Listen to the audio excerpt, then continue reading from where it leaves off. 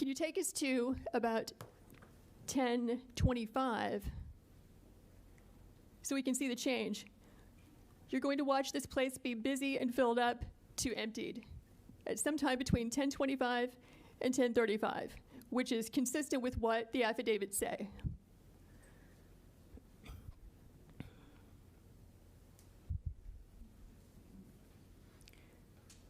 Okay, so 10:25, they're still there. Let's go to 10:35.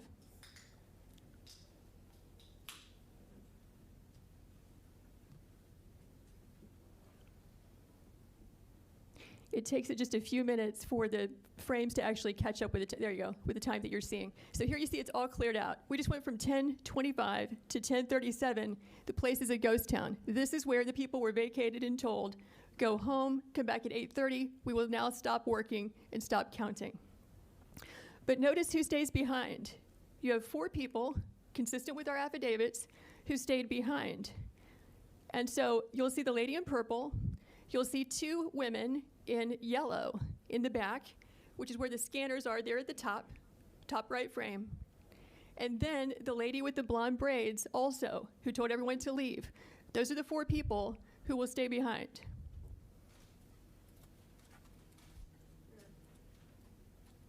Those 2. Okay. Observer's still there.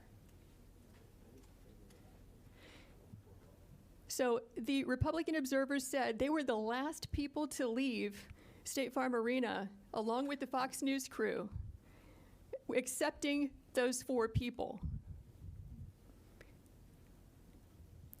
So what you're going to see, look at the ladies in yellow. You'll see that they will begin just sitting still, doing nothing, ostensibly not working, because after all, they said they're going to stop counting.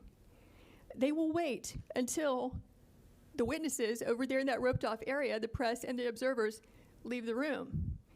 Then you'll see them move into action and begin scanning ballots.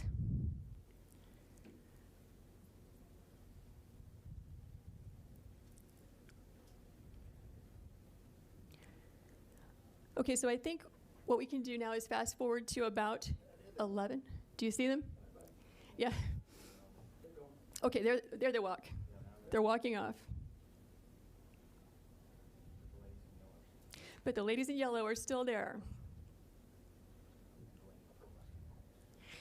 Yes, keep your eyes on the lady in purple and the 2 in yellow and the woman in the blue apron with blonde braids, because those are the people who stay behind. Okay, so what you're going to see happen at about 11 o'clock is once everyone is gone, coast is clear, they are going to pull ballots out from underneath a table. Watch this table.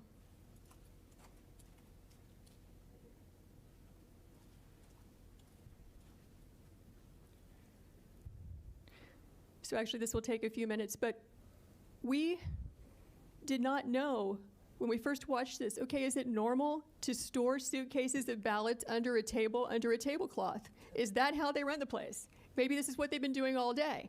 Maybe this is what they're doing under all the tables. So we went back and watched the video as a team of us. We don't see that. What we see is typically you're going to find ballots, back in this corner, or coming in through a door, and then they get moved and circulated throughout the room. And it can get a little confusing because they have these black containers of ballots. They have the U.S. Postal Service containers. But what we were trying to do when we determined that there were ballots being pulled out from underneath this table is, what was the chain of custody? Where did they come from? Who put them there? When did they put them there? We only reviewed this at about 1 in the morning last night for a couple of hours, so we're going to need about 14 hours to watch it carefully because we fast-forwarded through it several times and could not find that particular frame, but here's what we can tell you for sure. At about 8 o'clock in the morning, and we're going to roll this back and show it to you. There you go. So now they're going to start pulling these ballots out from under this table. This table, the black one, was placed there by the lady with the blonde braids at about 8:22 a.m. in the morning. So she put that table there. So the same person who's staying behind now, the same person who cleared the place out under the pretense that we're going to stop counting, is the person who put the table there at 8:22 in the morning. Yeah, I saw 4 suitcases come out from underneath the table.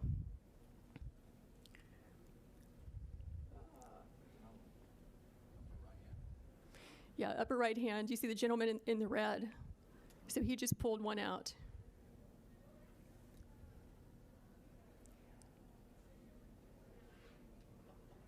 So what are these ballots doing there, separate from all the other ballots?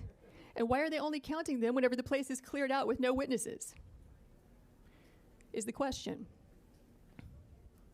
So these machines can process about 3,000 ballots an hour. You have multiple machines there, and they're there for 2 hours. So you do the math. How many ballots went through those machines in those 2 hours when there was no one there to supervise, to be present, consistent with your statutes and rules, to supervise the tabulation? We believe that could easily be, and probably is certainly, beyond the margin of victory in this race. Because if it's only 3 scanners working for 2 hours, right, that's 18,000 ballots that went through.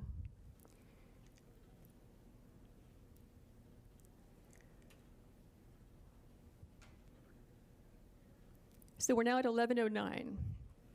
There were, in addition to the 4 workers that you see there were 2 other people who were bringing ballots in and out. The gentleman in red that you saw, and then a second person, I can't tell if it's a male or female based on their hair being pulled back in their mask, but in any event, that's 6 total people. And so if we were to sit here for the next 2 hours, what we would see is that this operation just goes on and on and on. They're scanning until about 12:55 in the morning. So we kept the video running. And we can show you the people who gave us the affidavits reappearing at that time, just as they said, around 1 a.m. to find out, are they in fact counting after they told us they would stop working or not?